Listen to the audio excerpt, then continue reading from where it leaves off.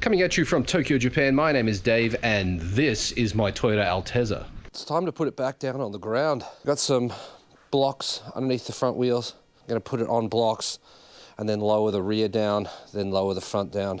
Consequences of this could be disastrous.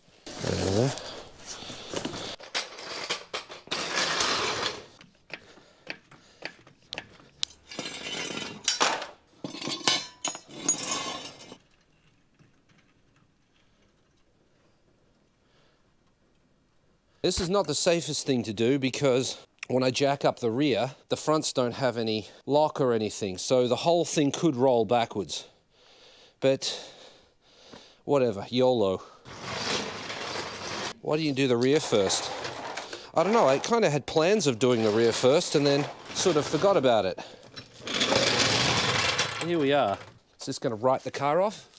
Could do. This is not safe. I don't recommend you try this at home.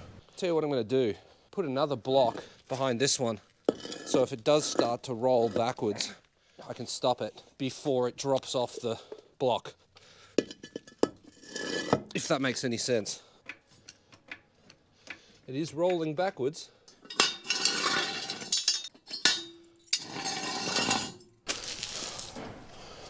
Yo! Nice catch.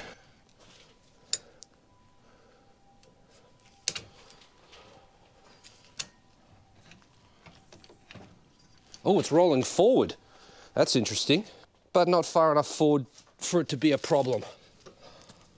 Holy shit. So you can see it rolled forward, but we're okay. Got a handbrake on. It's not going anywhere. This side was safe. Are we having fun yet? Pretty stoked it's on the ground. Yeah. Got to go up to go down.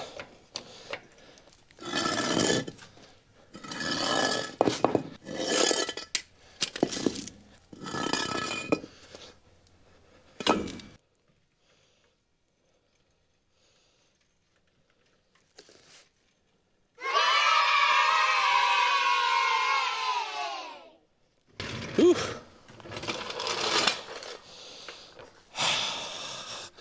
Feels good, man. Glad I had this covered.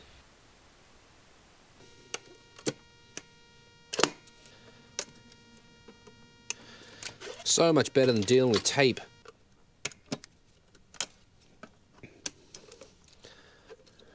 That's one of the beauties of this setup, is you don't have to mess around with juggling shit because it goes on in pieces.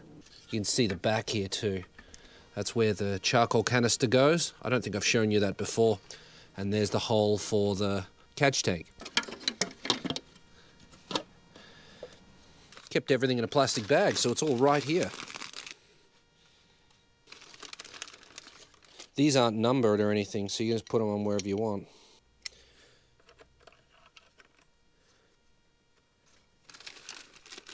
I should probably put on the catch tank rubber and shit first. There's an O-ring that goes on it.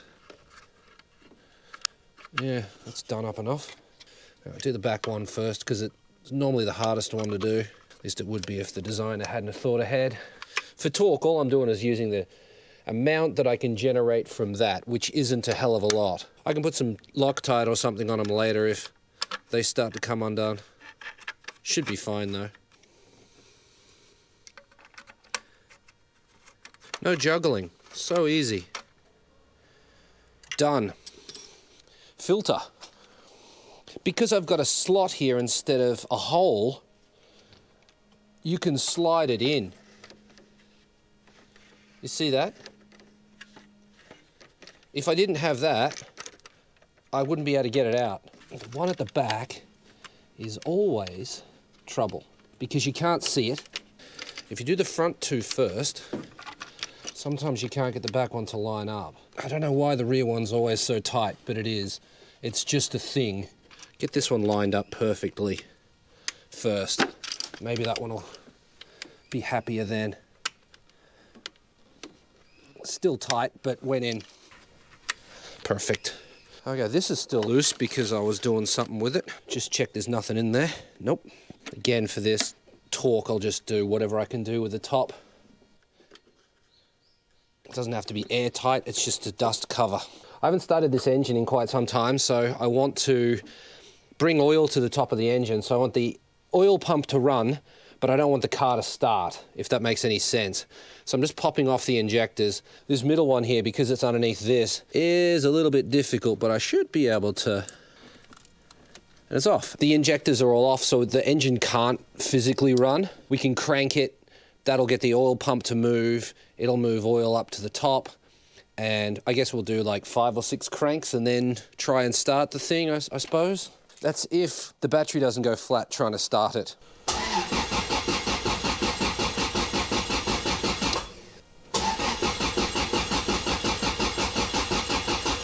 One more time.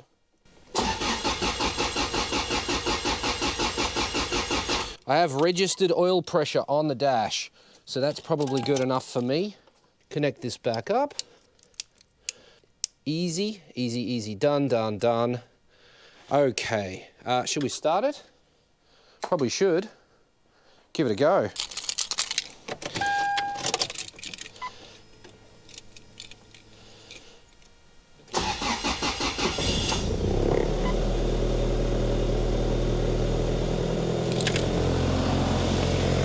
And it's running.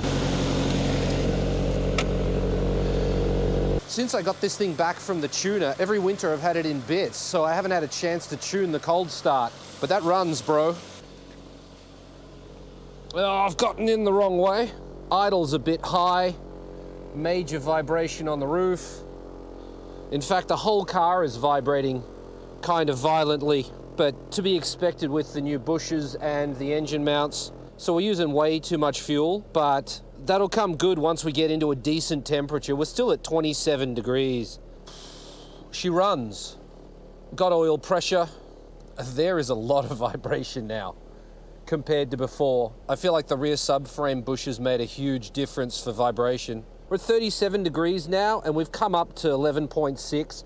I really want to see that at 12. So it's just a matter of bumping it up. It isn't hard to do. You have to be quick. Have your laptop ready to go on a cold morning or whatever, start the car up, check it, and then adjust it really quick because the engine warms up fairly fast, as you can imagine. In the lower temperatures, it's never been tuned. We are idling high, but we are still in the warm-up phase. Oh, it feels good, man. It feels good. I want to see if 6th gear works. I haven't tried the clutch yet. Clutch works. All right, I'm going to put it in a 6th and see if the car will... Yep, stalled it. Perfect.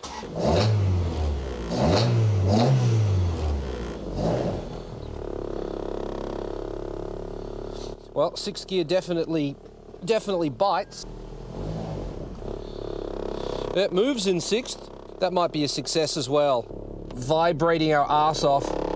It's all the sunroof. See?